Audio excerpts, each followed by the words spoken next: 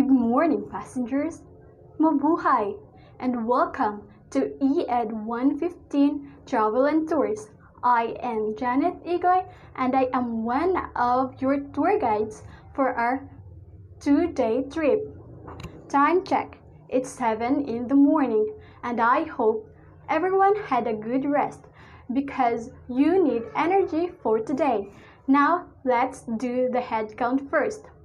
1, 2, 3, 4, and there are 40 tourists. And now, we are complete.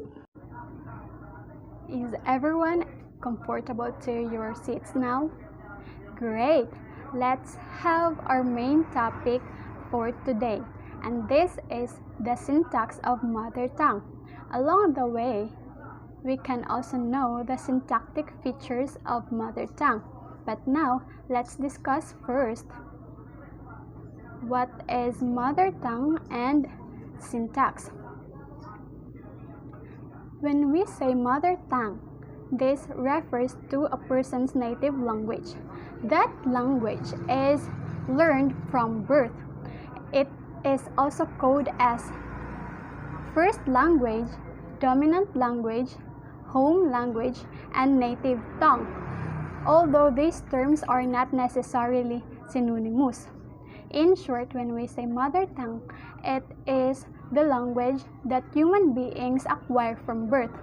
It is also the first language that a person learns to socially engage with his parents and with other relatives. Now, when we say syntax, in a broader perspective of linguistics, it refers to the study of how words are ordered in human language, what rules are necessary to describe a particular language, and how can these rules can differ across languages. In this perspective, we can be able to know that syntax is a field of study of how words are arranged or ordered in human language, and how can these rules vary across languages. In line with this, syntax is concerned with the set of rules and principles in a language which relate to how words and phrases are arranged to create well-formed sentences based from OED 2015. In this area, syntax is inclined with how the arrangement and order of the words and phrases are. So, to sum it up, mother tongue is the language that a person's or the human beings acquired from birth, and syntax refers to the words and phrases that determines the arrangement or order of how words in a sentence. In this diagram, it shows what a sentence is composed of. So this sentence, is comprised of constituents, and these constituents are the verb phrase and the preposition phrase. In a verb phrase, it includes the main verb and the helping verbs, while the prepositional phrases are typically consist a preposition followed by a noun. Now, for further understanding about the syntactic features of mother tongue, my go-to tour guide will dig deeper about this matter. I hope that you enjoy this information. ED 115 Travel and Tours will provide you to see the beauty of mother tongue, where your great understanding awaits from you. Let's now give the lead to Miss Princess. Thank you, Miss Janet. Good day, tourists.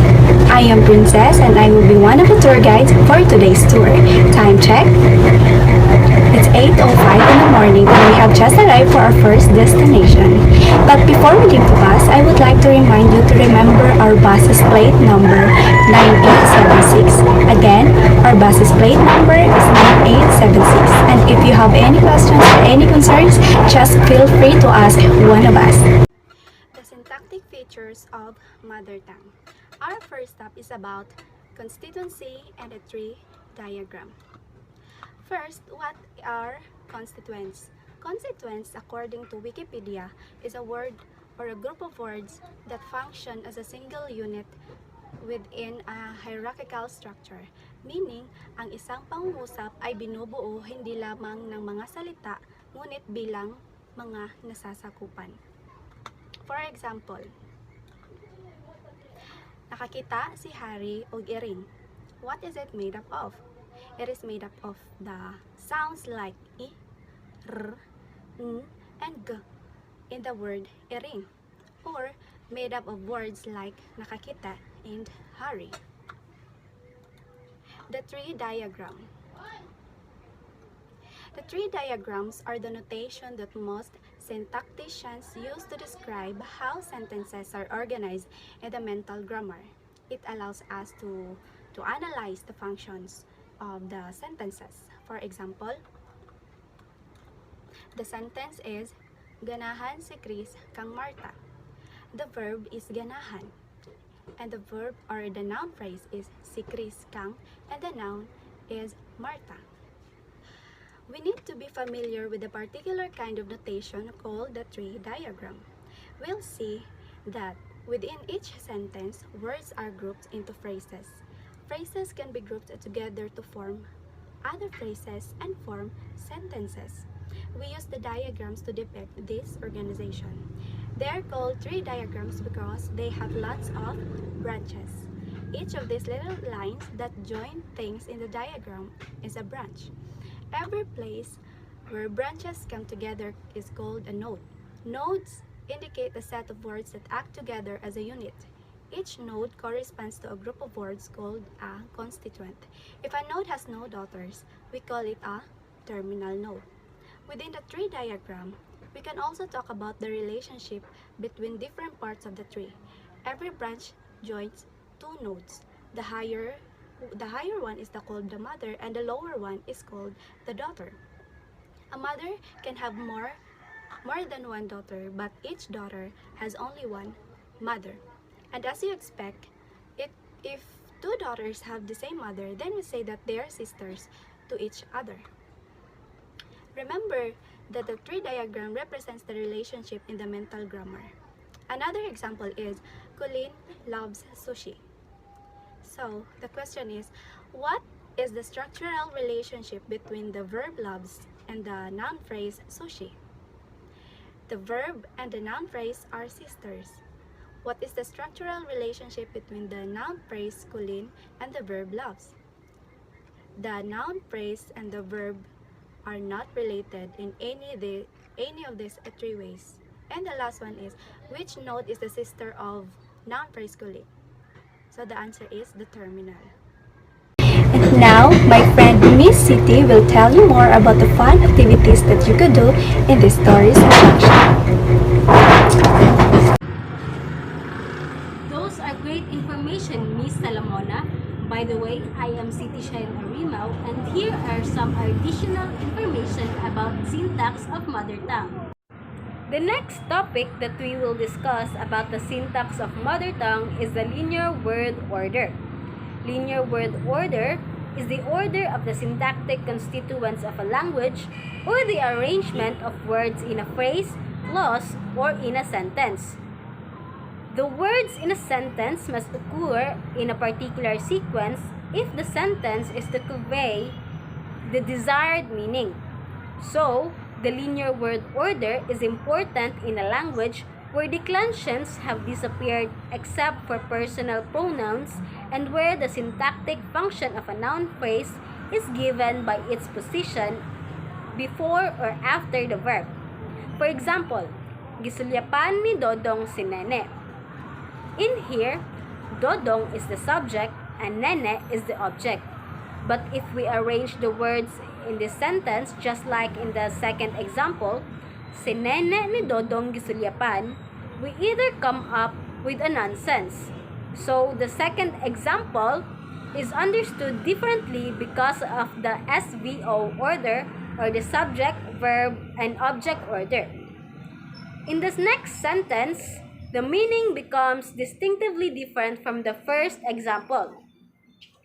Gisulyapan ni Nene si Dodong. In the first example, Dodong is the subject, but in this sentence, Dodong becomes the object.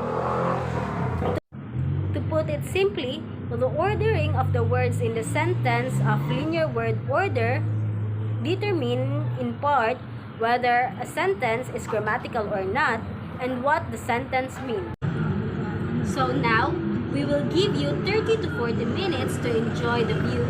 But once you hear this and see me waving this flag, it means that we will go back to our bus and proceed to our next destination.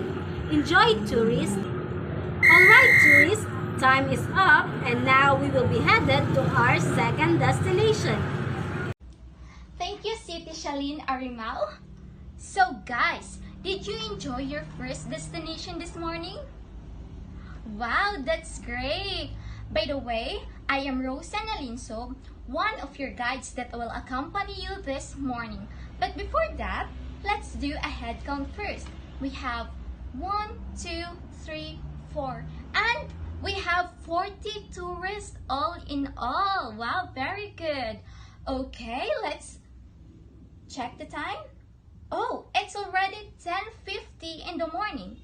And the next information that I'm going to share with you is all about hierarchical structure.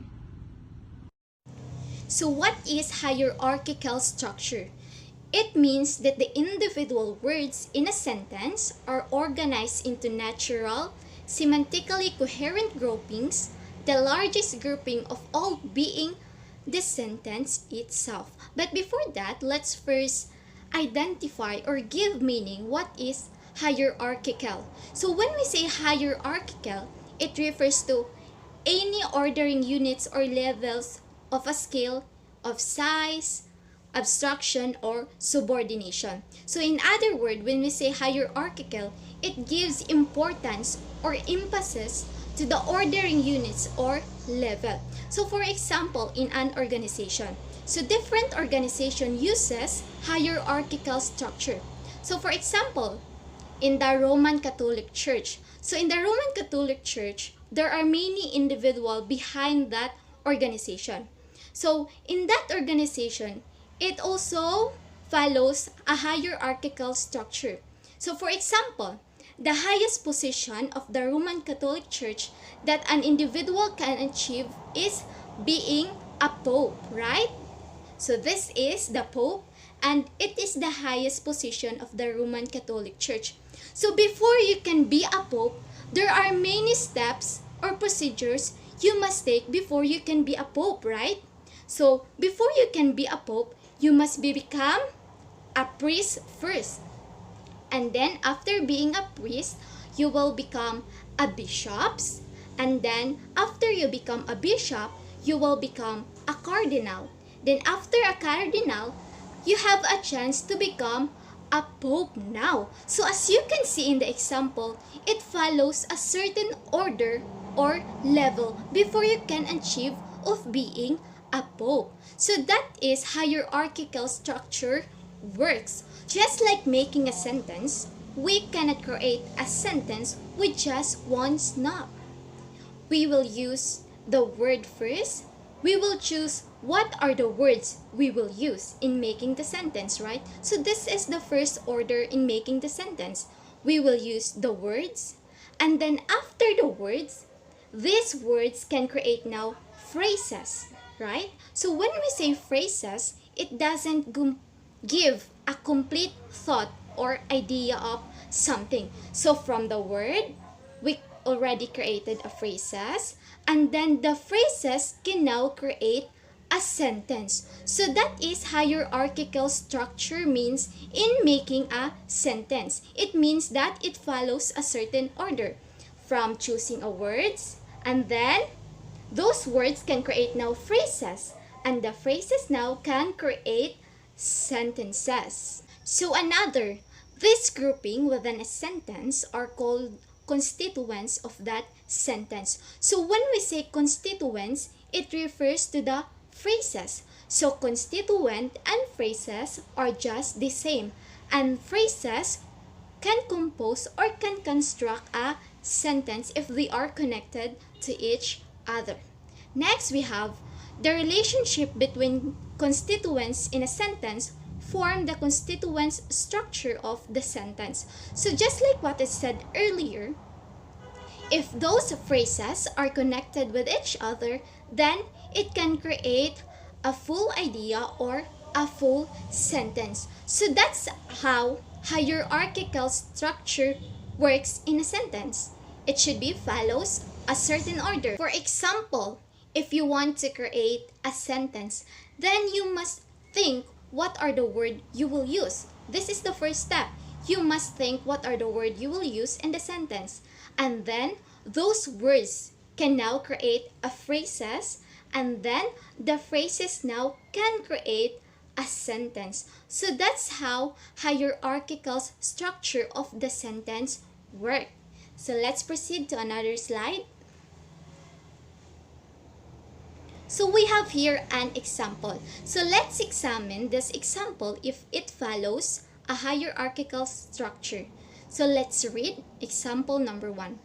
Daghang pamilya ang nangaon sa mga nindot na restaurant. So just like what I said earlier, the sentence must compose of words. So let's examine if the sentence composed of words. So we have here the word daghang, and then the word pamilya, the word ang, the word nangaon, the word sa, the word mga, the word nindot, the word nang, and the word restaurant. So as you can see, this sentence composed of different words. Now let's examine if these words can create now phrases. So let's choose another color here. So as you can see, in the sentence, there are many phrases here is being used. We have daghang pamilya ang nangaon, right? It is an example of phrases since it doesn't give a complete thought or meaning. Another, we have ang nangaon sa. This is an example also of a phrase. Another example, we have sa mga nindot. Okay, that is an example of phrase. And then we have here another example of phrase. We have ng restaurant. So as you can see in the sentence, it composed of many phrases. Now let's examine now if those phrases can now create a complete sentence or idea. So let's read. You have here. Okay. So if we connect those phrases, we can now create a whole sentence. We have daghang pamilya ang nangaon sa mga nindot na restaurant. So those words can now create phrases, and the phrases created a sentence. So that's how hierarchical structure works. Okay. So next slide, we have, on the other hand, some groups of words in a sentence, especially in example number 1, do not naturally form meaningful units. For example, we have daghang pamilya ang, and the word or the phrase nangaon sa mga. So these are example of phrases. So this is an example of phrases, and then this one, since it doesn't give a complete meaning, idea, or thought. So I hope guys you've enjoyed our discussion for this morning. So now we have arrived on our first step over, and you have an hour to fill in your stomach. Just make sure that you will come back here before 1 p.m. as we will be going on our way to another destination. Enjoy everyone, and thank you. And Lydell, it's your turn. Good afternoon. My name is Gladys Citero, one of the tourist guides of this tour. How was your lunch? Have you guys tried the province delicacies? That is great. But before anything else, I'm gonna do a head count. 1, 2, 3, 4, 5, 6, 7, 8, 9, 10, 11, 40. We are complete. Now, fasten your seatbelts as we are on our way to our third destination. Let's go! Transformational Generative Grammar Model. So what is transformational generative grammar?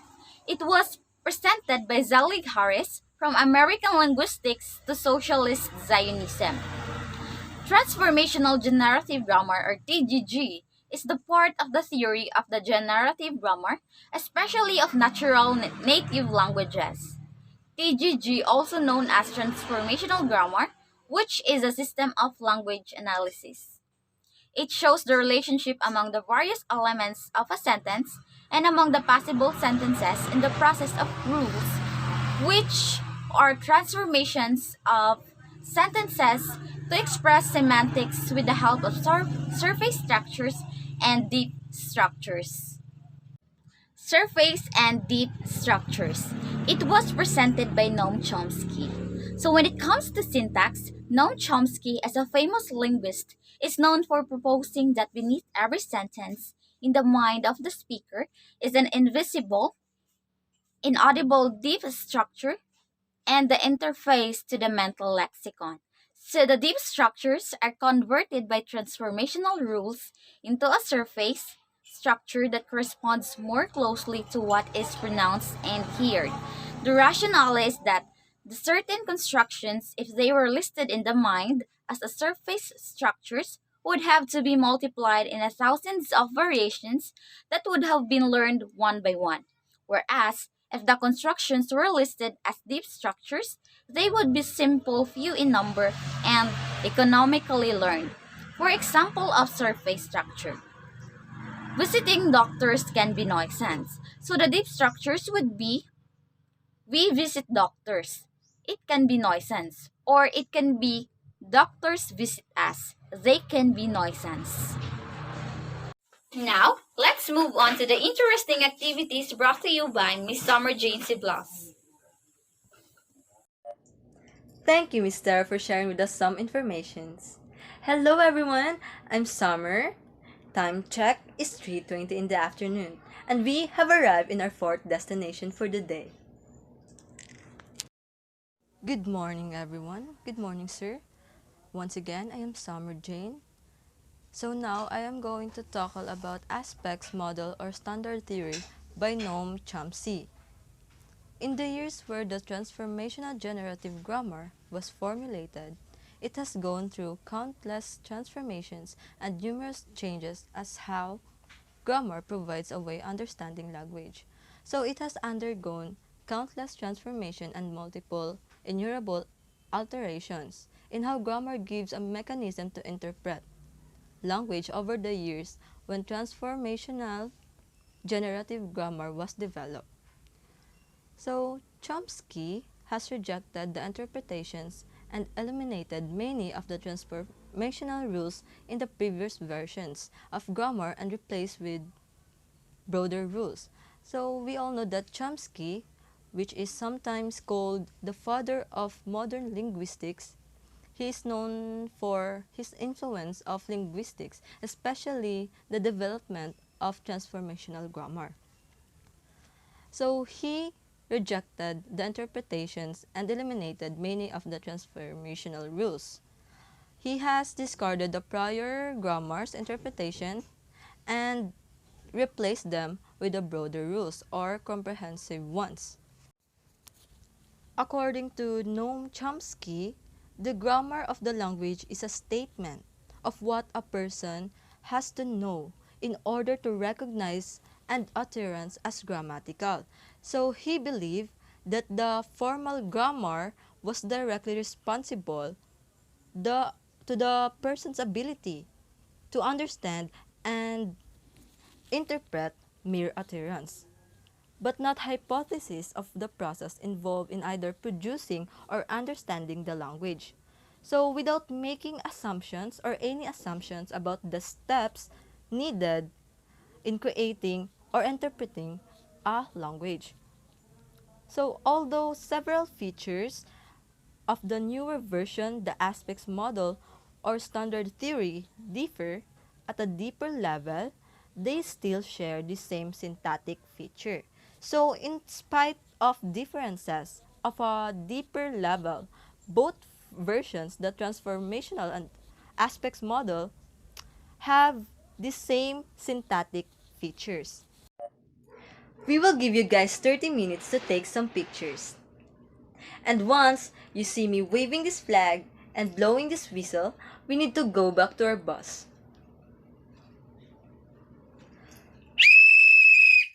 Time is up, ladies and gents, and now we will be on our way to our last destination. Thank you, Summer. Alright, before we proceed to our last destination for the day, let me do head count first. Okay, 1, 2, 3, 40, and we are complete. This is Lani May D. Estremos, and I am your tourist guide.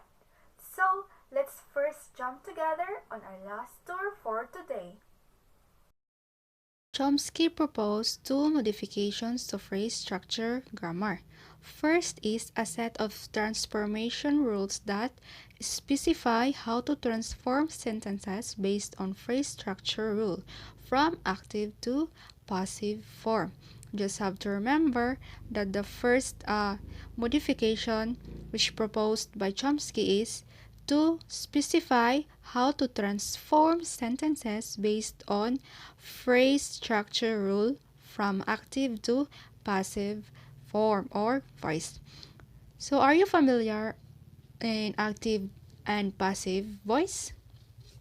Okay, when we say active voice, it is when the subject performs the action of the verb. And when we say passive voice, it is when the subject receives the action of the verb. Now, I will give you an example. So, for example, the active sentence here is that John read the book. Now, the subject here is John, and the action of the verb is read the book.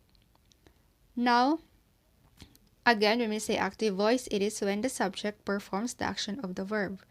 Therefore, it represented as active sentence because John, the subject, performs the action of the verb, which is read the book. Okay, understand?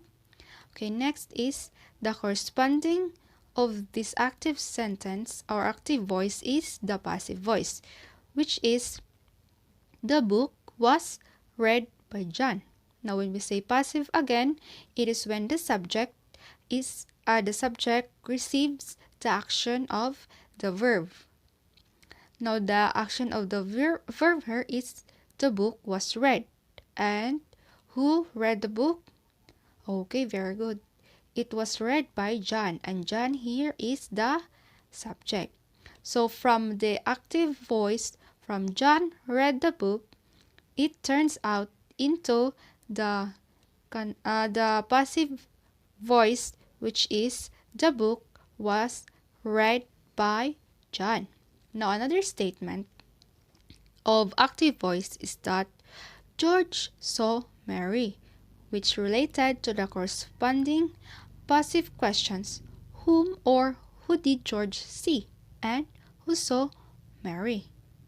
So you see, all those sets like these, active and passive sentences, appear to be very different on the surface. Transformational grammar tries to illustrate that the sentences are remarkably similar in their level of structure. Now, the second rule proposed by Chomsky is modified transformational grammar consists of two levels of analysis, and these are the deep structure and surface structure. Now, these are the four main components of aspect model by Chomsky. The first one is the base component, which produces or generates syntactic structures called deep structures. Now, according to Noam Chomsky, the deep structure refers to concepts, thoughts, ideas, and feelings, while the surface structure refers to the words language we use to represent the deep structure. Now, the second main component, this is called the transformational component, and this transforms of the changes the basic structures into sentences and is called surface structure.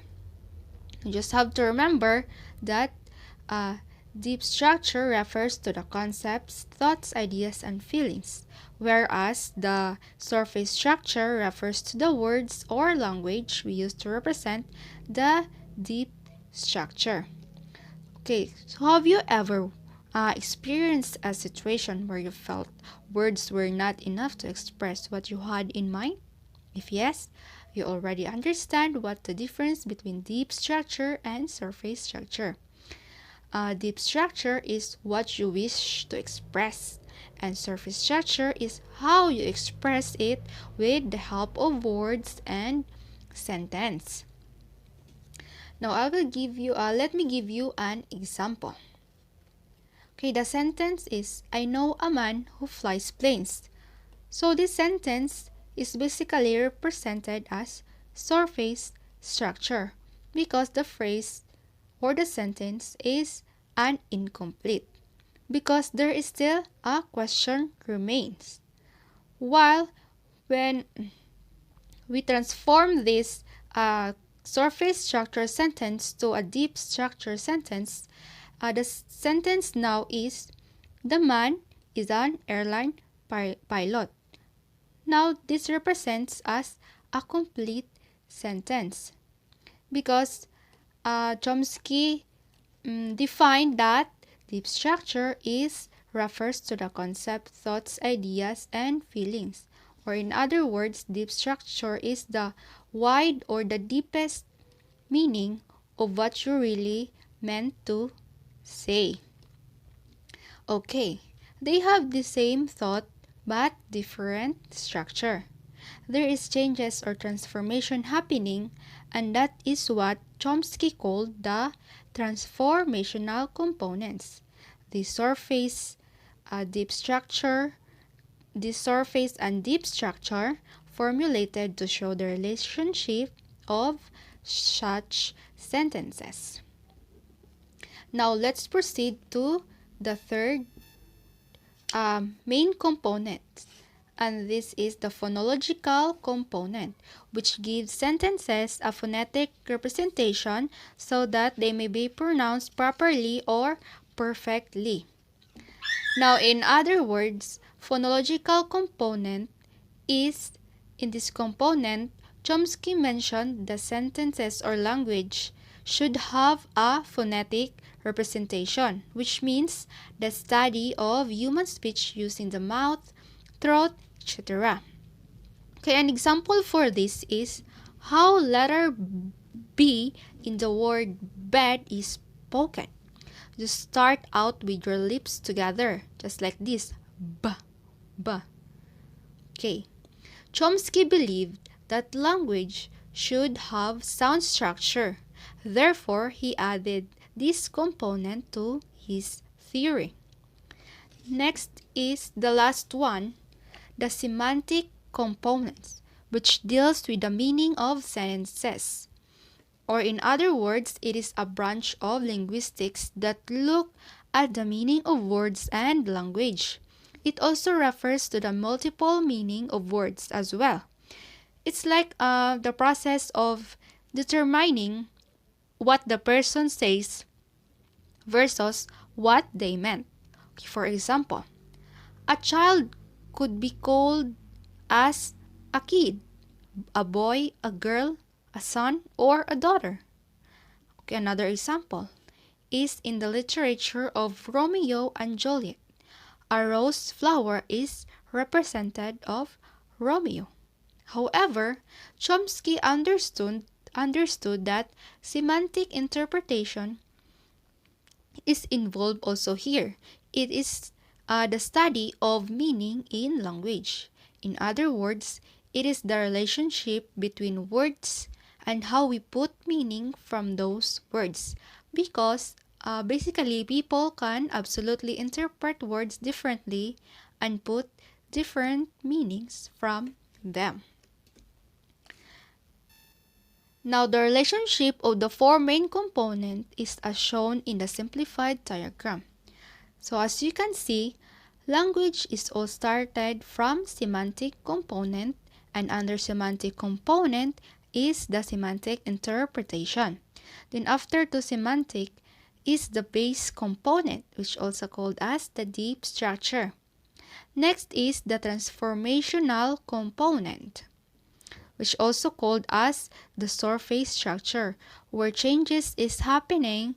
And lastly is the phonological component. The relationship of four main components is integral in syntax structure.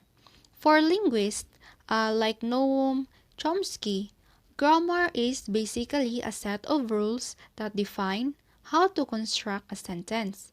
Some people might say that language has no grammar, but this is not the case with any language. Every language contains rules about how words should be placed in a sentence. So I hope you have learned something for today. Now, we will give you at least 40 minutes to enjoy the view and take pictures before we go back to our hotel to end the day 1 of our tour. Okay, tourists, time is up. Okay, did you guys have fun? Good to hear that. For now, sit back, relax, and enjoy the ride home. Rest up because you're gonna need it for our second day tour tomorrow. Have a good night.